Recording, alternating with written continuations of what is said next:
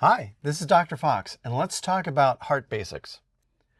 In this video, we'll discuss the three layers of the heart, their features and functions. We'll also discuss the four chambers of the heart and how they connect to other parts of the body via vasculature. I'll diagram the flow of blood to, through, and away from each side of the heart, and we'll discuss the heart valves and their functions. So let us start with a discussion of the heart wall.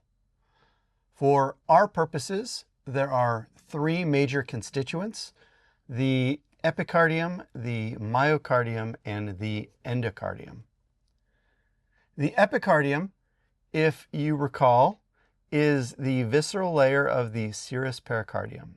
It is the layer that is immediately deep to the pericardial cavity, and just deep to the epicardium is the subserosal or epicardial adipose tissue.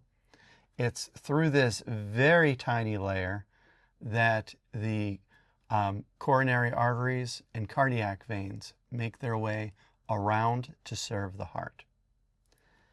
The most robust or the thickest layer of the heart is that of the myocardium. Recall that myo is muscle, so this is the muscular layer of the heart. And this consists of cardiac muscle tissue. Cardiac muscle tissue, if you recall, is ever working complements of aerobic cellular respiration. So we're making tons and tons of ATP through aerobic cellular respiration, which allows our heart to continue beating. There are also plenty of fibroblasts which exist within this layer, which lay down connective tissues and matrix to keep things connected. Within various chambers of the heart, this myocardium can be highly specialized. So for instance, in portions of the atria, the myocardium is organized into ridges, which we refer to as pectinate muscles. Whereas in the ventricles, the myocardium can be organized into very thick and robust beams, which are the trabeculae carni, which translated means meaty beams. The trabeculae carni tend to be thicker within the left ventricle. So the myocardium of the ventricles is thicker than that of the atria, and it is especially thick in the left ventricle versus the right ventricle, because that left ventricle has to send blood out to the entirety of the systemic circulation, so all of the body, whereas the right ventricle only has to send the blood out through pulmonary circulation, so out to the lungs. Finally, deep to all of this is the endocardium. The endocardium is the layer of the heart which comes into contact with the blood within. So let's look at the heart side by side, chamber by chamber, and let's start with the right side of the heart. The right side of the heart consists of a right atrium, which I can outline here, as well as a right ventricle. The right atrium is going to receive blood through three sources: the superior and inferior vena cavae, as well as the coronary sinus from the heart. So we can see blood flowing in through these vena cavae here and there. The opening to the coronary sinus is located on that interatrial wall that I've indicated with the dot here. So all blood flows back to the right atrium, like all roads lead to Rome, and that blood from the right atrium is going to travel through the tricuspid valve, tri meaning three cusps, and into the right ventricle. Right ventricle is going to pump that blood when it contracts up through the pulmonary semilunar valve, through the pulmonary trunk, and that divides into the pulmonary arteries, which go to the right and left lungs. So, blood from the body via the vena cava, through the right atrium, through the tricuspid valve, through the right ventricle, through the pulmonary valve, pulmonary trunk, pulmonary arteries, to lungs. Now let's look at the left side of the heart. The left side of the heart consists of a left atrium, most of which is obscured here because it's more posteriorly oriented.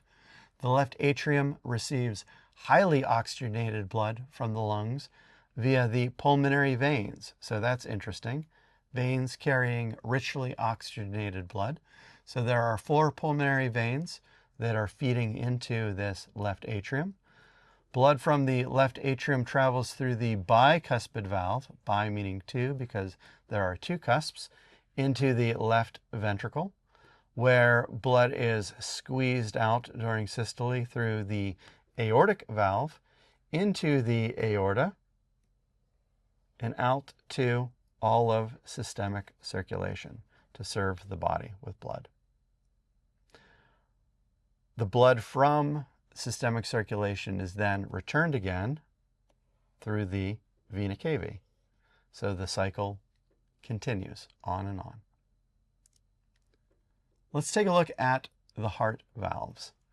Heart valves are an important constituent of the heart because they prevent the retrograde flow of blood, or blood from traveling backwards through the heart. We always want blood to flow unidirectionally, ever forward. So there are 2 types of heart valves. There are atrioventricular valves, or AV valves, which sit between the atria and the ventricles. And then there are semilunar valves. Semilunar valves sit at the beginning of the vessels that leave the heart. So on this illustration here on the right, we can see here is the posterior portion of the heart. Here is the anterior.